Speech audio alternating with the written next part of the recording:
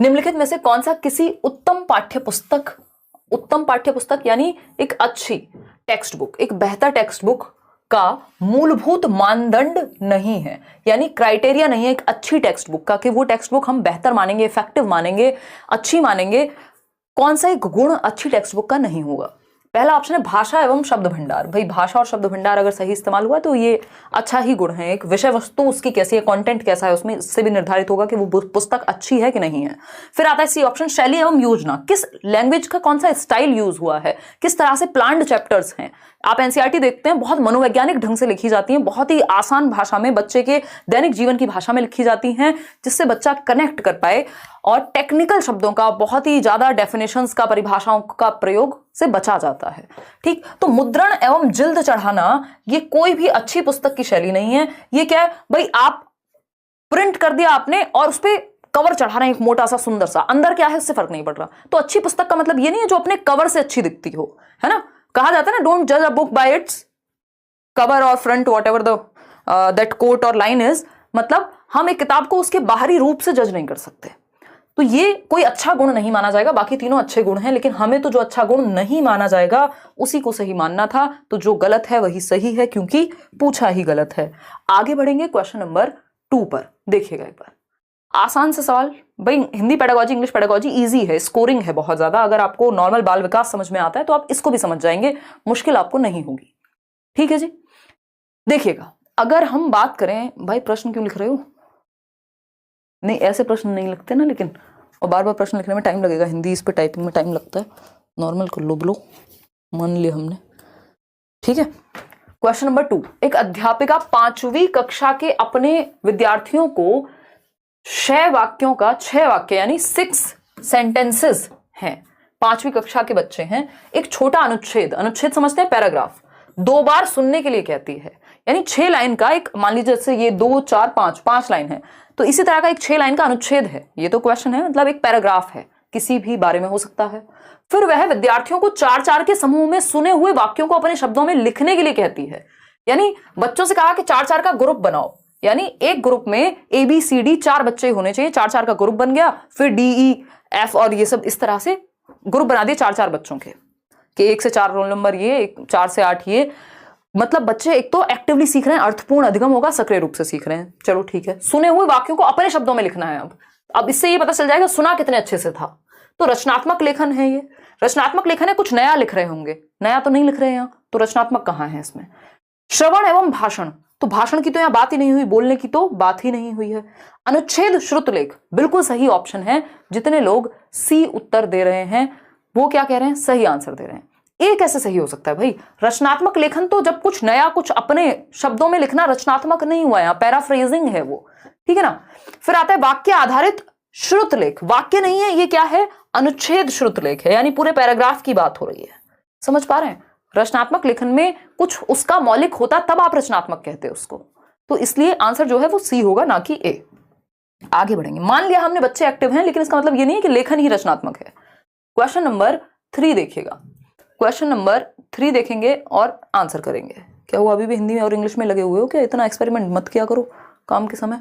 देखिए question number 3 की अगर हम बात करते हैं तो एक अध्यापिका को पता चलता है कि कुछ विद्यार्थी सीखते समय अनुच्छेदों की विस्तृत व्याख्या एवं वाक्य रचना को समझने में कठिनाई अनुभव कर रहे हैं। यानी जो पैसेजेस हैं, पैराग्राफ्स हैं, जब वो उसको पढ़ते हैं तो विस्तृत व्याख्या यानी उसको प्रॉपरली डिटेल एक्सप्लेनेशन में उसकी दिक्कत हो रही है उनको, और वाक्य को बनाने में उनको दिक्कत हो रही है। वह उन्हें एक समृद्ध शब्द भंडार देती है। समृद्ध शब्द भंडार यानी एक प्रॉपर एक्सटेंसिव वोकैब दी है। अब वो वोकैबलरी के फॉर्म में हो सकती है, वो डिक्शनरी के फॉर्म में हो सकती है, और कुछ युक्तियों का सुझाव देती है, कुछ टूल्स बताती है, उनका अभ्यास करवाती है। इस तरह कुछ समय पश्चात उसके विद्यार्थी भाषा सीखने संबंधी कठिनाइयों को दूर कर पाते हैं। दर नहीं कर पाते हैं, दूर कर पाते हैं। ठीक, अध्यापिका ने यह किस प्रकार का आकलन किया है? मतलब क्या किया है? कठिनाई का पता लगाया है और उसका सॉल्यूशन निकाला है। कठिनाई का पता लगा करके उपचार किया है। तो जब भी हम कठिनाई का पता लगा करके उपचार की बात करते हैं तो इसको निदानात्मक आकलन कहते हैं। बिल्कुल आंख बंद करके आप उत्तर लगा सकते हैं। ये रचनात्मक आकलन, योगात्मक आकलन, स्थानात्मक आकलन, कुछ भी लिखा हो, अगर बच्चे के गैप को आइडेंटिफाई किया है, कमियों को पहचाना है, कठिनाई को पहचान के उस पर काम किया है, तो ये निदानात्मक आकलन है, डायग्नोस्टिक असेसमेंट कहते हैं। इसमें डायग्नोस करेंगे आप, रचनात्मक के अंदर ही आता है ये एक तरह से, तो इसमें आप डायग्नोस करेंगे, पता लगाएंगे और फिर उपचारात्मक शिक्षण देते हैं, जो बाद में उन्होंने किया है। उपचारात्मक शिक्षण देते हैं यानी उपचार, रेमेडियल टीचिंग देते हैं। तो पहले निदान करते हैं, पहले पता लगाते हैं। जैसे एक डॉक्टर बीमारी का पता लगाएगा, लेबोरेटरी में टेस्ट होता है, ब्लड टेस्ट करा के आते हैं, आप फिर डायग्नोज होगा क्या समस्या है। उसी तरह से यहाँ पे कठिनाई किस लिए टेस्ट लिया, ताकि पता लग सके कि कहाँ समस्या है, तो इसको निदानात्मक परीक्षण या आकलन कहते हैं। आगे बढ़ेंगे, क्वेश्चन नंबर 4 देखिएगा, आसान सा सवाल एक और। क्वेश्चन नंबर 4 कहता है, किसी भाषा की परीक्षा टेस्ट का ब्लूप्रिंट तैयार करते समय निम्नलिखित में से कौन सा कार्य आवश्यक नहीं है। देखिए, जल्दबाजी में नहीं पढ़ेंगे, मतलब अगर आपने प्रैक्टिस बहुत अच्छी की होगी तो आप जल्दी भी पढ़ेंगे तो भी आपका आंसर गलत नहीं होगा, लेकिन अभी प्रैक्टिस करना बहुत जरूरी है। पूछा है जब आप ब्लूप्रिंट बना रहे हैं, ब्लूप्रिंट आप समझ रहे हैं कौन सा चैप्टर कितना कैसे कराएंगे, है ना, कुछ चैप्टर्स की यूनिट कब कब कैसे कैसे होगा, यूनिट में डिवाइड कर दिया, कुछ चैप्टर्स होते हैं एक यूनिट में, और आप ब्लूप्रिंट बना रहे हैं कि कैसे आप पढ़ाने वाले हैं। लगभग 19,000 लोग हम लोग जुड़े हुए हैं, 19,000 से ज्यादा ही, और सिर्फ 6,900 लोगों ने लाइक किया। मान लिया आज हम लेट हो गए, बट आप भी तो कुछ समझेंगे या नहीं। 20,000 लोग हम लोग जुड़े हुए हैं, आप भी तो ये समझेंगे कि कितनी दूर से आज भाग भाग के सेमिनार से लेके और क्लास की छुट्टी बिल्कुल नहीं हुई है, इसका मतलब पूरी मेहनत की जा रही है आपके साथ। ठीक, देखिए, किसी भाषा की परीक्षा टेस्ट का ब्लूप्रिंट, के टेस्ट में कितने जो क्वेश्चंस हैं वो मुश्किल होंगे, कितने आसान होंगे, कैसे होंगे, वो यूनिट प्लान की मैं बात कर रही थी, यहाँ ब्लूप्रिंट लिखा है। तो कौन सी एक बात सही नहीं है, आवश्यक नहीं है जब आप ब्लूप्रिंट बना रहे हैं, एक तरह से खाका तैयार कर रहे हैं कि इतने % क्वेश्चंस इजी होंगे, इतने % क्वेश्चंस जो हैं वो मॉडरेट होंगे, इतने % इजी होंगे। ठीक, तो आप क्या कर रहे हैं, ब्लूप्रिंट बना रहे हैं। तो शिक्षण उद्देश्यों को महत्व देना, भाई पढ़ाने के उद्देश्य क्या है, टीचिंग क्यों कर रहे हैं हम, इसको जांच पाएं, ऑब्जेक्टिव्स का पता लगा पाएं, बिल्कुल सही बात है। प्रश्नों के विविध रूपों को महत्व देना, अलग अलग प्रकार के डाइवर्सिफाइड क्वेश्चंस हो ताकि बच्चे के सोच बाहर आ सके, पता लग सके कैसे सीखा है। कठिनाई के स्तर को महत्व देना कि इजी होगा, डिफिकल्ट होगा, क्या होगा, बात तो ठीक है। लेखन की विविध शैलियों को महत्व देना, ये यहां महत्वपूर्ण नहीं है, जो कि डी ऑप्शन है। कठिनाई के स्तर को बिल्कुल महत्व देंगे, क्यों नहीं देंगे। एसके जसमुद्दीन कह रहे हैं फ्रॉम वेस्ट बंगाल, दीदी इंग्लिश पेडागोजी नहीं कराओगे क्या, और अदर सब्जेक्ट्स ईवीएस मैथ सब अब पेडागोजी करा दीजिए, देने से बहुत ही अच्छा होता, इट्स रिक्वेस्टेड दी। बिल्कुल करवाएंगे, बहुत अच्छा लगा आपने ये बात कही जसमुद्दीन, बिल्कुल कराएंगे। Hindi English pedagogy, EVS pedagogy, maths pedagogy सब कराएंगे, डोंट वरी। और वो आपको बिल्कुल, मैं मानती हूँ देश भर में आप लोग उन नोट्स से या उन वीडियोस से तैयारी करते हैं और एग्जाम निकालते हैं, क्योंकि सब जगह पेडागोजी कॉमन है, तो WTET में भी आपको हेल्प करेगा। मान लिया मैंने वेस्ट बंगाल टेट में, देखिएगा इसका आंसर आप लोग सी क्यों दे रहे हैं, मैं ये नहीं समझ पा रही हूँ। चलिए समझते हैं। टेस्ट का ब्लूप्रिंट तैयार किया कि यानी टेस्ट बनेगा कैसे, तो उसमें ये देखेंगे जो पढ़ाया गया था उसका ऑब्जेक्टिव अचीव हो पाया या नहीं, वो उद्देश्य अचीव हो पाए कि नहीं। मान लीजिए आपको हिंदी पेडागोजी का, मान लीजिए हम पढ़ रहे हैं डेवलपमेंट, विकास, तो उद्देश्य क्या है कि आपको विकास समझ में आ जाए। अब उस विकास का अगर मुझे आकलन करना होगा तो उस टेस्ट में मैं क्वेश्चंस इस तरह के डालूंगी ना कि विकास समझ में आया कि नहीं, ये उद्देश्य पूरा हुआ कि नहीं। सही बात है, ऐसा ब्लूप्रिंट बनाया जाएगा। विविध रूपों को महत्व देना, यानी शॉर्ट भी है, शॉर्ट आंसर टाइप भी हैं, लॉन्ग आंसर टाइप भी हैं, लघु उत्तरीय प्रश्न भी हैं, अति लघु उत्तरीय प्रश्न भी हैं, दीर्घ भी हैं। ठीक है बात। कठिनाई के स्तर को महत्व देना, कितने % डिफिकल्टी लेवल, मॉडरेट रहेगा, इजी रहेगा या डिफिकल्ट रहेगा। ऐसा तो नहीं सारे पेपर में मुश्किल तो क्वेश्चन आते नहीं है। कई लोग क्या कहते हैं, आसान क्वेश्चन, अरे आप तो आसान क्वेश्चन करा रहे हो, जबकि ज्यादातर क्वेश्चन आसान है या मॉडरेट है ना। मुश्किल क्वेश्चन की संख्या कम होती है। करा देंगे all subject marathon Shalini, Monday से मोस्ट प्रोबेबली शुरू हो जाएंगे। तो कठिनाई के स्तर को महत्व देना सही है, लेकिन लेखन की विविध शैलियों को महत्व देना, यानी क्या हम वहां सुंदरता देख रहे हैं बच्चे की कि कितने सुंदर तरीके से वो लिख रहा है, कितनी बढ़िया शैली है उसकी, ये देखते हैं हम, नहीं। तो ये कोई उद्देश्य नहीं है, ये आवश्यक कार्य नहीं है कि शैलियां कैसी हैं, कौन कितने सुंदर शब्द प्रयोग कर रहा है, कितनी अच्छी राइटिंग है, नहीं। शैलियों का और लेखन ही क्यों। अब अगर आप भाषा की परीक्षा ले रहे हैं तो सिर्फ लेखन क्यों, फिर तो सुबो पाली, यानी 4 कौशल हैं भाषा के। सुबो मतलब सुनना, बोलना, पढ़ना और लिखना, तो इन 4 कौशलों की बात करेंगे हम, सिर्फ लिखने पे क्यों। एक तो शैलियां, यहां पे ये जरूरी नहीं है कि कितनी सुंदरता है, कितनी एस्पेक्ट को आपने देखा है लिखने में, वो भी सिर्फ 4 को देखेंगे फिर तो हम। तो इसलिए डी सही है, क्योंकि यही गलत है और पूछा ही गलत है, इसलिए गलत ही सही है। क्वेश्चन नंबर 5 देखिएगा और जवाब दीजिएगा पोल में। क्वेश्चन नंबर 5 कहता है, एक शिक्षक शामपट पर यानी ब्लैक बोर्ड पर स्पष्ट लेख में कुछ शब्द लिखता है, यानी एकदम क्लियर हैंडराइटिंग में कुछ लिखा है उन्होंने, और विद्यार्थी उन शब्दों को अपनी अभ्यास पुस्तिका में लिखते हैं, यानी वो जो उनकी नोटबुक है जिसमें वो प्रैक्टिस कर रहे हैं उन्हीं शब्दों को वो लिख रहे हैं जो बोर्ड पे लिखा गया है। निम्नलिखित में से कौन सी विधि वर्तनी सिखाने की इस तकनीक से मेल खाती है? वर्तनी होती है स्पेलिंग, ठीक, तो स्पेलिंग को सिखाने के लिए कौन सा मेथड सही है? अगर हम बात करें, पहले टीचर ने लिखा, मान लीजिए टीचर ने लिखा कार्य, अब बच्चे देख रहे हैं ब्लैक बोर्ड से और कार्य लिख रहे हैं वैसे ही जैसे टीचर ने लिखा है अपनी अभ्यास पुस्तिका में, तो ये क्या हो गया? क्या बोलेंगे इसको? खेल विधि बोलेंगे। खेल तो यहां हो ही नहीं रहा, अभ्यास विधि बोलेंगे। ऐसा तो हमने कुछ नहीं पढ़ा है ना। ड्रिल तो वो होता है जब आप सेम चीज बार बार रिपीट कराए जा रहे हैं, ऐसी भी बात नहीं हो रही यहां। तो अभ्यास पढ़ के हमें एकदम अपने मन में लालच नहीं ले आना है कि यही उत्तर सही है। प्रतिलेखन विधि या श्रुत लेख विधि, देखिए श्रुत लेख विधि होती है जो सुना जाए, इमला बोलते थे ना उसको, डिक्टेशन जिसको कहते हैं कि टीचर ने बोला और आपने लिख दिया, इसको श्रुत लेख कहते हैं, सुनने से संबंधित है। यहां देख करके लिखना है, यानी जैसा ये लिखा है बिल्कुल सेम आपको रिपीट करना है, इसको प्रतिलेखन कहते हैं। इसको प्रतिलेखन कहते हैं एज इट इज। इसमें गलतियों के चांसेस कम होते हैं, त्रुटियां कम होती हैं। क्यों? या तो आप बुक से देख करके लिख रहे हो या ब्लैक बोर्ड से देख करके लिख रहे हो, तो ये प्रतिलेखन विधि कहलाती है। ठीक है, सी ऑप्शन। आगे बढ़ेंगे क्वेश्चन नंबर 6 पर, देखिएगा एक बार। क्वेश्चन नंबर 6 पर, एक बालक भाषा सीखते समय निम्नलिखित कठिनाई अनुभव करता पाया जाता है। यानी एक बच्चा जो है जब वो भाषा सीख रहा है, लैंग्वेज को लर्न करने की या समझने की कोशिश कर रहा है, तो ये 4 कठिनाइयां हैं जो उसके सामने आती हैं। जल्दबाजी में आंसर मत दीजिएगा, आंसर यहां से निकालना है आपको। ये तो सिर्फ ये तरीका है आसान क्वेश्चन को मुश्किल बनाने का।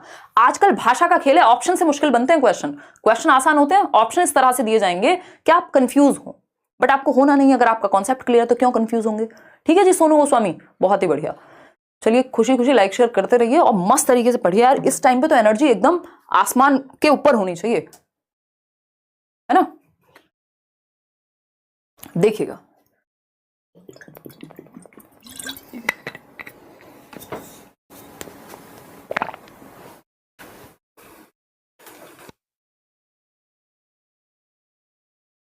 हमने बात की थी पानी पीते हुए माइक ऑफ करने की, अभी याद आया।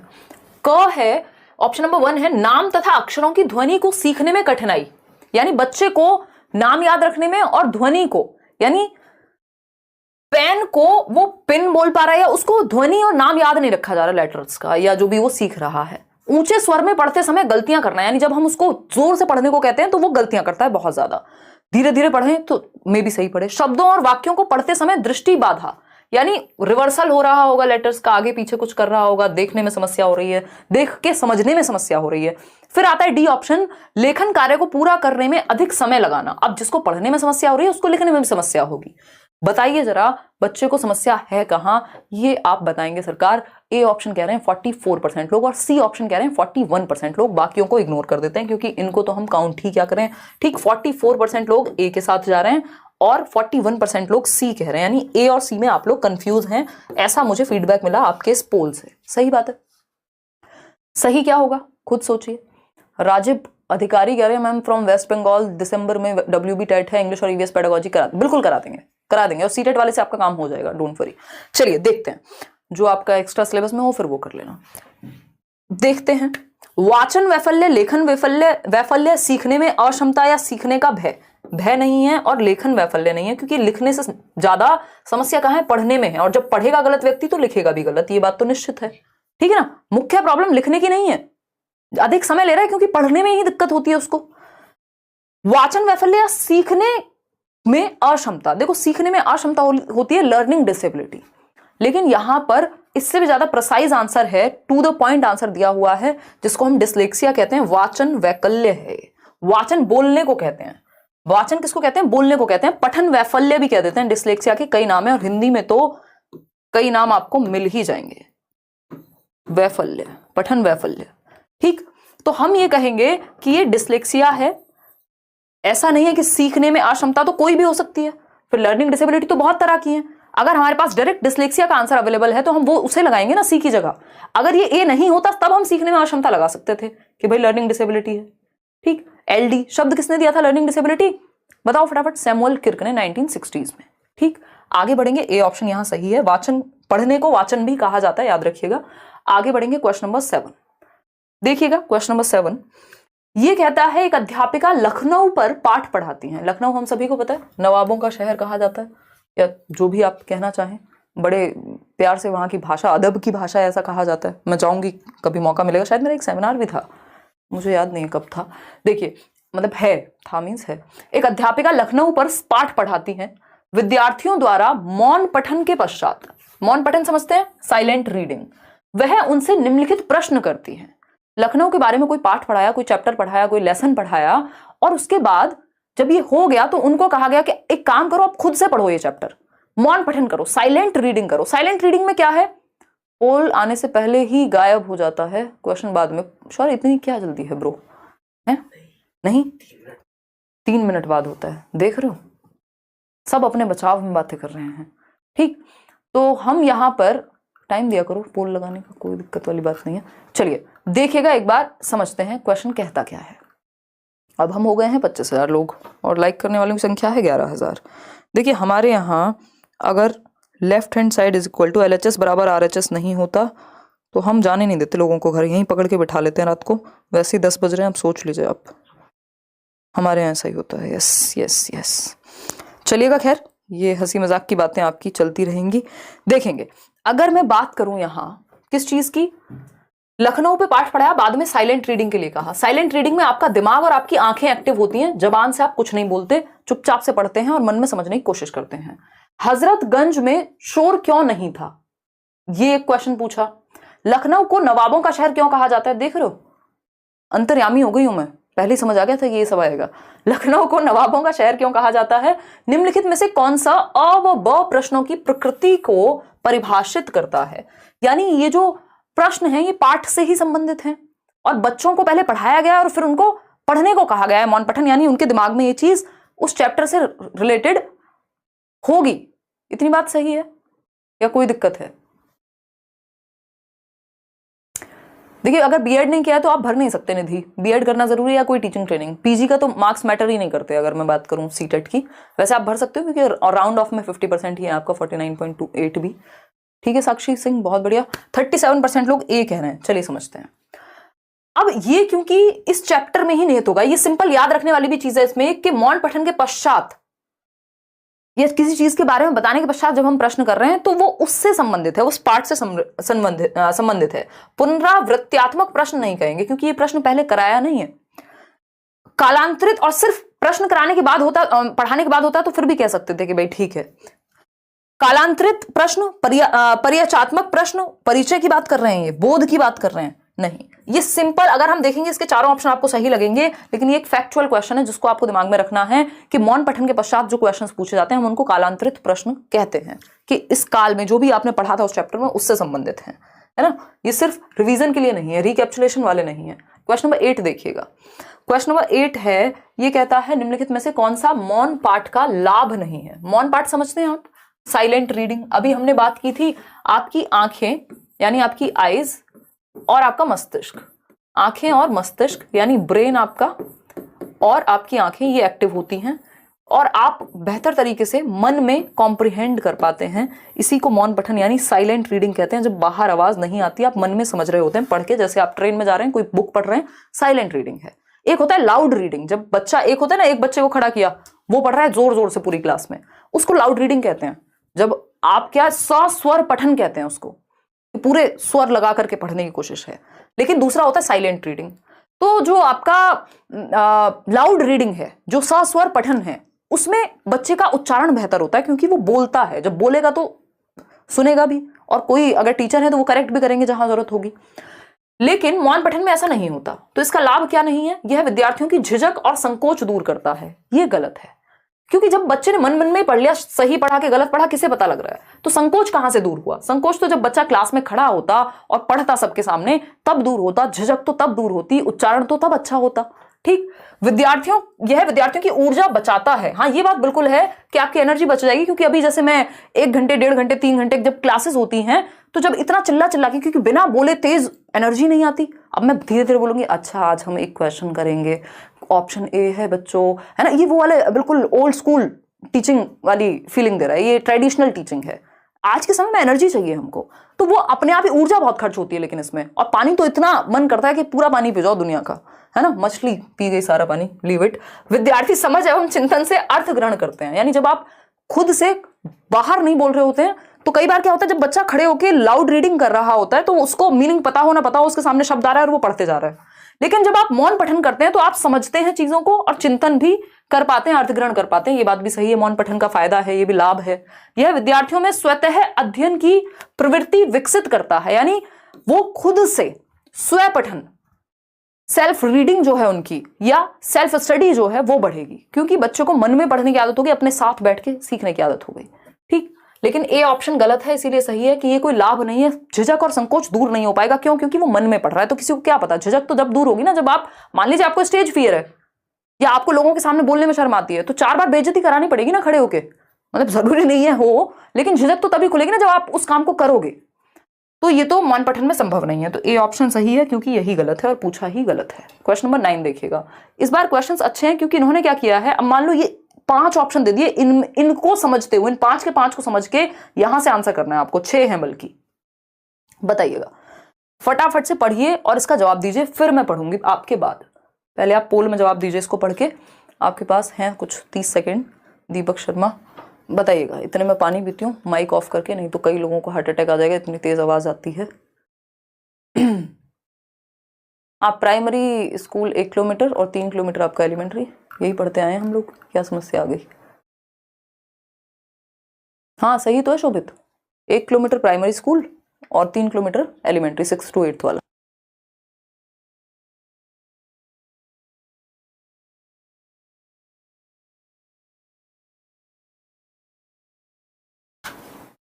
बिल्कुल सही बात है, और ये घर से स्कूल की दूरी बता रही हूं मैं। चलिए आते हैं, RTE कहता है ऐसा। अंग्रेजी भाषा के शिक्षण, अब देख रहे हो हिंदी पेडागोजी में अंग्रेजी भाषा पूछ रहा है, अंग्रेजी भाषा के शिक्षण विधि के संबंध में निम्नलिखित कथन पढ़िए, यानी इंग्लिश को पढ़ाते हुए कुछ कथन है उनको पढ़ना है।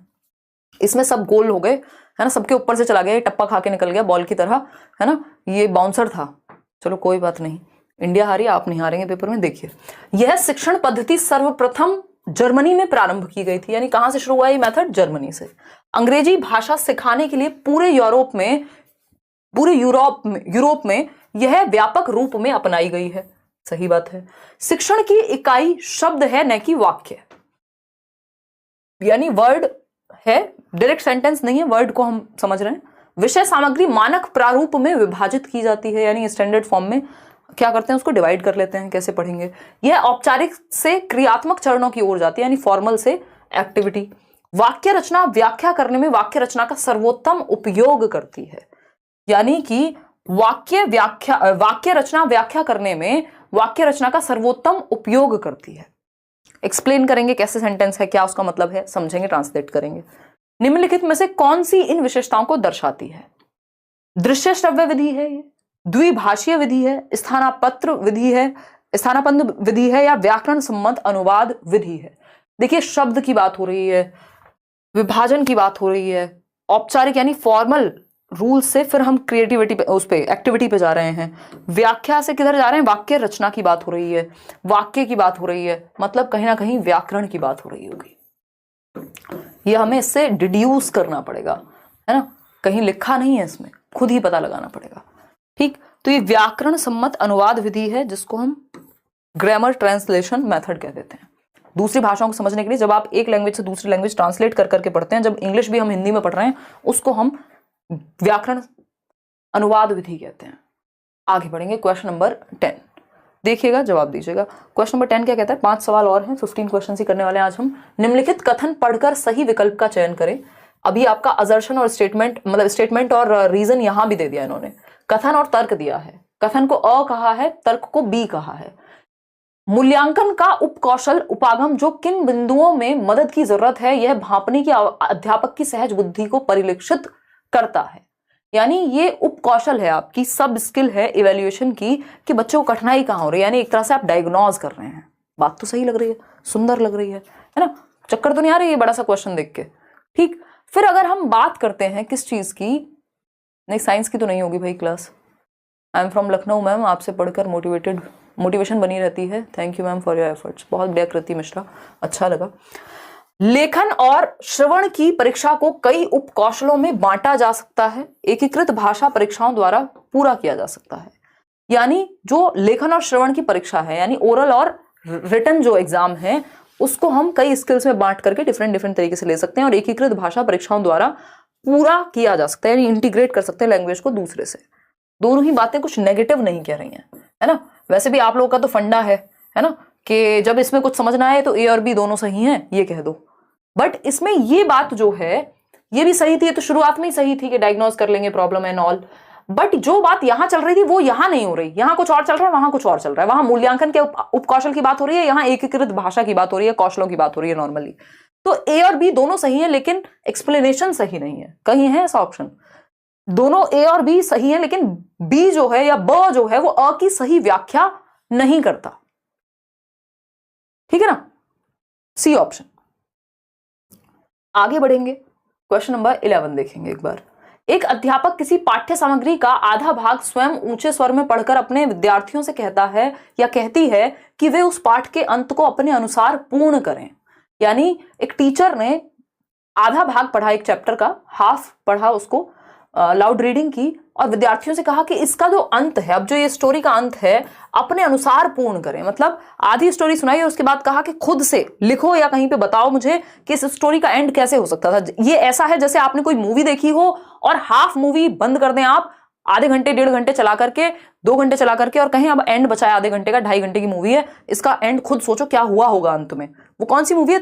कोई तो मूवी है ना, अंधाधुंध। तो उसको लेकर के लोग अभी तक समझते रहते हैं कि इसका अंत आखिर हुआ क्या था, अब वो नेक्स्ट पार्ट में पता लगेगा। तो जो भी लोग अपने मन से अंत क्रिएट कर रहे हैं, जो भी बच्चे यहाँ कहानी का अंत, जो एंड ऑफ स्टोरी है, खुद से सोचेंगे, तो उनकी कल्पना शक्ति मजबूत होगी, इमेजिनेशन अच्छी होगी, थिंकिंग पावर अच्छी होगी, वो अपने दिमाग पे जोर डालेंगे। ऐसा हम कई बार कराते हैं, ये क्रिएटिविटी इससे डेवलप होती है बच्चे की, ये बात सही है। इस गतिविधि को किस प्रकार की गतिविधि माना जाएगा? अनुभव आधारित गतिविधि, यानी बच्चे अपने एक्सपीरियंस के आधार पर कल्पना कर पाएंगे स्टोरी को, बिल्कुल सही बात है।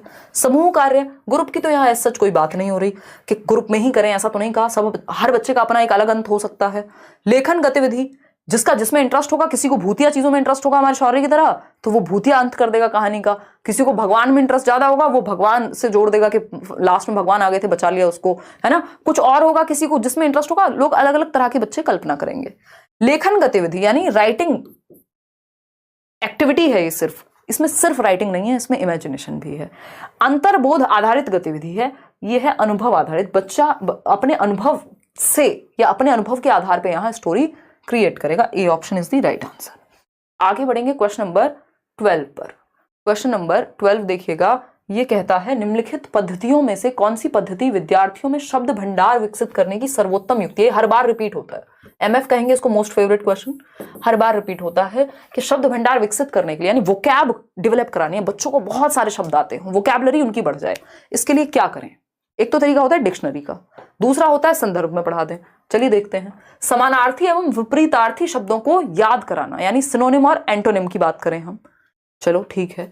दिए गए संदर्भ में नए शब्दों के अर्थ का अनुमान लगाना, यानी जब आप एक स्टोरी, एक नॉवल पढ़ रहे हैं, मान लीजिए सारे वर्ड्स का मीनिंग आपको पहले से पता हो, कोई मूवी भी देख रहे हैं तो सारे वर्ड्स, मान लीजिए इंग्लिश में देख रहे हैं, सारे वर्ड्स का मीनिंग पता होगा, फिर तो आप ईश्वर की कैटेगरी में आ जाएंगे या बहुत बड़े ज्ञाता हो जाएंगे उस भाषा के। तो सारे वर्ड हमें पता नहीं होते, लेकिन हम क्या करते हैं, कहानी के अनुसार संदर्भ में, जिस संदर्भ में बात कही जा रही है, जिस कॉन्टेक्स्ट में बात कही जा रही है, उससे अनुमान लगा लेते हैं। इससे क्या होगा, आपको नए नए वर्ड्स का मीनिंग पता लगता रहेगा। प्रत्येक नए शब्द का अर्थ शब्दकोश में देखना, ये थोड़ा मुश्किल हो जाता है कि अगर आप हर शब्द शब्दकोश में ही देखते रहेंगे तो वो रट्टे हो जाएंगे, और रट्टे का मतलब है रोट लर्निंग, उतना याद नहीं रह पाएगा। आप खुद से अगर बच्चों में आदत डालना चाह रहे हैं कि वो अर्थ तक पहुंचे, तब आप वो क्या इसका डिक्शनरी का इस्तेमाल कर सकते हैं, लेकिन हर शब्द के लिए डिक्शनरी नहीं देखी जाती, जहां कठिनाई हो वहां देखी जाती है। सभी नए शब्दों का वाक्यों में प्रयोग करना, यह भी जरूरी नहीं है। दिए गए संदर्भ में शब्दों का अनुमान लगाना, जो नए शब्द हैं, क्योंकि कुछ शब्द ऐसे होंगे जो पहले से आता होगा बच्चे को। तो बी ऑप्शन मच बेटर है डी से, बाकी तो कोई और हो ही नहीं सकता था। सेकंड लास्ट क्वेश्चन है, मतलब 13 है, अभी 14 15 है। बहुभाषिता का प्रयोग, यानी मल्टीलिंगुअलिज्म को जो हम यूज करने की बात कर रहे हैं, एक संसाधन के रूप में करना चाहिए, एक रिसोर्स के रूप में। ये इंग्लिश में भी ऐसे आता है, मल्टीलिंगुअलिज्म इज अ रिसोर्स। क्या है बताइए? शिखा कह रही है सुपर चैट नहीं हो रहा। शिखा आप तो ऐसे ही पूछ लो, आपका क्वेश्चन तो ऐसे ही दिख गया मुझे। है ना। मैम कल नहीं दिखाया था, आज दिखा दीजिए पोल वाली मैडम को। आज पोल वाली मैडम नहीं आई है, वो हमारे साथ गई थी, वो थक गई। उन्होंने वीडियो बनाई, 1-1.5 घंटे की हमारी वहाँ पे सेशन था, और फिर वो थक गई बहुत ज़्यादा, वो अपने घर चली गई हैं। लेकिन हम हैं, हमारे अंदर इतनी एनर्जी, हम थकते नहीं हैं कभी, ठीक। और फिर ट्रैवल करने में टाइम लगा। आज पोल वाले भैया हैं, देखना है तो बताइए, ठीक है मोहम्मद फिरदौस। खैर ये सब बातें चलती रहेंगी। पोल वाले भैया आओगे क्या? पोल वाले भैया थोड़े शर्मीले हैं, सीधा व्लॉग में आते हैं, अपने चैनल पे आते हैं, कहते हैं हम आपके चैनल पे नहीं आएंगे, पैसा नहीं देते हैं आप, स्पॉन्सरशिप बड़ी लेते हैं ये। देखिएगा, अगर हम बात करें बहुभाषिता की, यानी एक क्लास में कई सारी भाषाएं बोलने वाले बच्चे होंगे, एक क्लास में कई सारी भाषाओं का प्रयोग हो सकता है, बात तो सही है।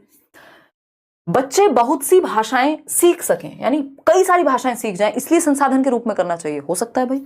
शिक्षक बहुत सी भाषाएं सीख सकें, शिक्षक को सिखाना मुख्य उद्देश्य नहीं है। सीख रहे हैं बड़ी अच्छी बात है, लेकिन मुख्य उद्देश्य शिक्षक को सिखाना नहीं है। प्रत्येक बच्चे को सुरक्षा एवं स्वीकृति का एहसास हो, ये बात ज्यादा बेहतर है, क्योंकि जब आप बहुभाषा का प्रयोग होने देंगे, मल्टीपल लैंग्वेजेस का प्रयोग क्लासरूम में होने देंगे, तो बच्चे को एक्सेप्टेंस मिलेगी। मान लीजिए कोई बच्चा भोजपुरी बोलता है और आप बोलने दे रहे हैं, क्लास में कई सारी भाषाएं बोली जाती हैं, आप इस बात को नॉर्मली ले रहे हैं, तो उसको अपने ऊपर शेम महसूस नहीं होगी कि स्कूल में तो बच्चे अंग्रेजी बोलते हैं या शुद्ध हिंदी बोलते हैं, मैं अपने जो बोली है या जो भी मेरा देशज प्रभाव है या जो भी क्षेत्रीय प्रभाव है उसको नहीं हटा पा रहा हूं। उसको एक्सेप्टेंस फील करानी है, बच्चे को सिक्योर फील कराना है। इसीलिए बहुभाषिता को हम रिसोर्स मान सकते हैं। बहुत सी भाषाओं से वर्जित होते हैं, क्यों भाई? मल्टीपल लैंग्वेजेस होनी चाहिए, वर्जित क्यों होंगे? ठीक, तो बहुत सी भाषाएं सीखे ना सीखें, लेकिन सबको एक्सेप्टेड फील हो, स्वीकृत फील हो कि सबकी भाषाओं को महत्व दिया जा रहा है। आप देखते हैं कैसे अलग अलग जो पॉलिटिशियंस हैं वो कहीं भी जाते हैं, वो आप देखेंगे आज गुजरात गए हैं तो 4 शब्द बोल देंगे गुजरात के, या बांग्ला मतलब वहां गए हैं वेस्ट बंगाल तो बांग्ला में बोलेंगे, कुछ और बोले, मतलब जहां पे भी जो भाषा चलती है चाहे 2 ही शब्द सीख के चले गए वो, ठीक। तो ये क्या है? उनकी खैर की स्ट्रेटजी हो सकती है, बट सबको एक्सेप्टेड फील कराना मल्टीलिंगुअलिज्म का एक उद्देश्य हो सकता है। क्वेश्चन नंबर 14 देखिएगा, क्वेश्चन नंबर 14 देखिए और जवाब दीजिए। पोल लगा दिए? दिख तो नहीं रहे, बहुत स्लो लगाते हैं आप पोल। हाँ शगुफ्ता मैं समझ सकती हूँ, हल्का सा टिपिकल सेट कहेंगे। हिंदी पेडागोजी शायद ही इतनी मुश्किल कभी आई होगी, क्योंकि इन्होंने क्या किया है, एक ऑप्शन से 4-4 स्टेटमेंट दे दिए, फिर उनमें से भी 4 ऑप्शन चूज करने को दे दिए। तो ये पहला ही सेट है जिसको हम इस तरह से कर रहे हैं, जो मुश्किल सेट कहेंगे, कि जिसमें कुछ क्वेश्चन आपको ऐसे मिलेंगे 2-3 जो सर में दर्द कर सकते हैं। कक्षा में विद्यार्थियों को प्राय कहानी सुनाई जानी चाहिए, यानी हमें कहानी सुनाते रहना चाहिए बच्चों को। क्यों? विद्यार्थियों का मनोरंजन होता है, तो डांस भी करके दिखा दीजिए, सिर्फ कहानी क्यों सुनानी है ना। तो मनोरंजन तो और भी तरीके से हो सकता है, बट ठीक है मान लेते हैं। इससे नैतिक शिक्षा मिलती है, हो सकती है भाई। भाषा को समग्र रूप में प्रस्तुत किया जाता है, या कठिन शब्दों का ज्ञान कराया जाता है। देखो, कठिन शब्दों के ज्ञान के लिए अलग से लिखवा दो, वोकैबुलरी की प्रैक्टिस करा दो, बहुत तरीके हैं, ठीक। नैतिक शिक्षा के लिए अलग से नैतिक शिक्षा ही पढ़ा दो। यहाँ पे ये बात नहीं हो रही कि कहानी नैतिक है, अलग अलग तरह की कहानियां हैं।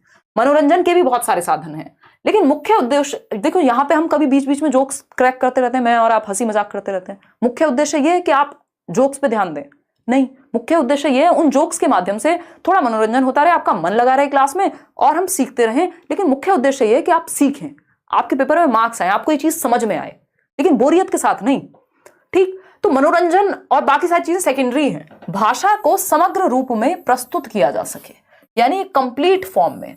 कैसे होगा? कहानी के प्रति होता है, कहानी के माध्यम से एक तो उसको नैतिक शिक्षा भी मिल रही है, मनोरंजन भी हो रहा है, नए शब्द भी सीख रहा है, कल्पना भी करेगा, उसकी थिंकिंग प्रोसेस भी अच्छी होगी, कंक्लूजन भी ड्रॉ कर पाएगा, यानी लगभग कंप्लीट फॉर्म में एक स्टोरी के थ्रू आप भाषा सीख सकते हैं।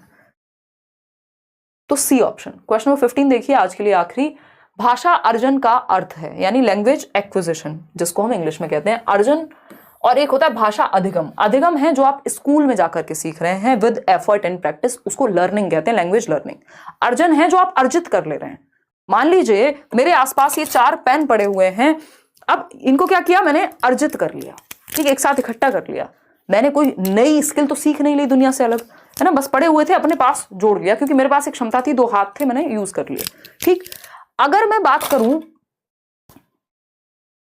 लैंग्वेज लर्निंग की, ये पेन बना कैसे, मैं उसकी टेक्निकलिटी में जाऊं, इस कलर को क्या कहते हैं, यही कलर क्यों कहते हैं, तब वो अधिगम होगा। जब मैं एफर्ट और प्रैक्टिस की बात करूं, जब मैं स्वाभाविक रूप से बहुत ज्यादा एफर्ट और प्रैक्टिस के बिना, बहुत ज्यादा प्रयास करे बिना भाषा को सीख लूं, तो इसको अर्जन कहते हैं।